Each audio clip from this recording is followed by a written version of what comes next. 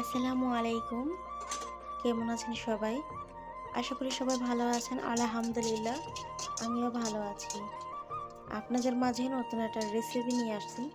তো আজকে হচ্ছে লইট্টা মাছের শুটকি ভুনা করব। এই রেসিপিটা আপনাদের মাঝে শেয়ার করব। তো অনেকেই রান্না করতে খেতে জানেন। তো আমি যেভাবে রান্না করি ঠিক এইভাবে রান্নাটা আপনাদের কাছে শেয়ার করব। আশা করি আপনাদের কাছে ভালো লাগবে। তো প্রথমত আমি শুটকিটা ভালোভাবে কেটে ছোট ছোট করে কেটে এখন তেলে নিচ্ছি ভালোভাবে। তো শুটকিটা আমার টালা হয়ে গেছে। এখন এই কড়ার মধ্যে আমি দিয়ে দিব পানি। একেবারে আমার শুটকির টালাও হলো আর গরম পানি দিয়ে ধোয়া হয়ে যাবে। তো এইভাবে আমি শুটকিটা ভালোভাবে পরিষ্কার করে নিই।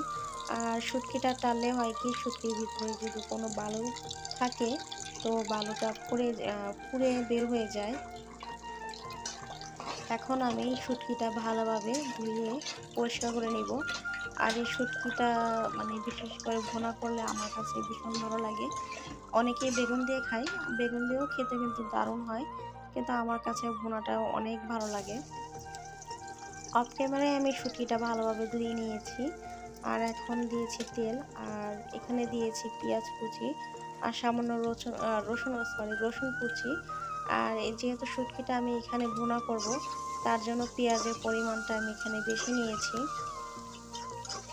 1.5 কাপের মতন এখানে আমি নিয়েছি পেঁয়াজ। এখন ভালোভাবে নেড়ে চেড়ে যখন পেঁয়াজটা একটু নরম হয়ে যাবে তো দিয়েছি এখানে আমি 8 কোয়ার মতন রসুন, আর দিয়েছি শুটকিটা। তো শুটকি আর পেঁয়াজ আমি ভালোভাবে ভেজে নিব। তো এই তো পেঁয়াজটা যখন নরম হয়ে গেছে দিয়েছি লবণ, আর দিয়েছি আদা রসুন বাটা অল্প একটু। এখন দিয়েছি আমি মরিচের গুঁড়া। আমি এখানে কোনো প্রকার হলুদ ব্যবহার করব না। তো আমার মা যখন এই শুটকি ভুনাটা করে তো হলুদ দেয় না, আমি ওনার থেকেই রান্নাটা শিখেছি। তো এই তো এখানে দিয়েছি একটা টমেটো, আপনারা চাইলে নাও দিতে পারেন, কিন্তু টমেটো দিলে কিন্তু ভালো লাগে। এখন ভালোভাবে কষিয়ে নিয়েছি। কষিয়ে তারপর এখানে আমি দিয়ে দেবো সামান্য পরিমাণ পানি। পানিটা দিলে একদম ভালোভাবে সব কিছু সিদ্ধ হয়ে যাবে। এই তো এখন একটু ভালোভাবে নেড়ে চেড়ে দিব। তো এইভাবে আপনারা ট্রাই করে দেখতে পারেন। আশা করি আপনাদের কাছে খেতে ভালো লাগবে। আর এই লইটা মাছের শুটকির রান্নাটা কিন্তু দারুণ হয়েছিল, অসম্ভব খেতে কিন্তু মজা হয়েছিল, কি বলবো। আর এই তো তেলটা যখন উপরে চলে আসে এখানে দিয়েছি 5, 6, 7টার মতন এখানে আমি কাঁচামরিচ দিয়েছি। এখন আবারও ভালোভাবে নেড়ে চেড়ে নিব। নেড়ে চেড়ে তারপর আমি এটা নামিয়ে নিব।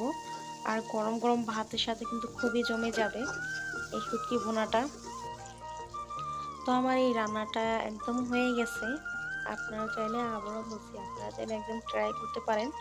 আশা করি আপনাদের কাছে ভালো লাগবে। এখন একটা ছোট পাতিলে আমি এটা বেড়ে নিয়েছি। তো সবাই ভালো থাকবেন, সুস্থ থাকবেন। আল্লাহ হাফেজ। আর সবাই সবাইকে সাপোর্ট করবেন।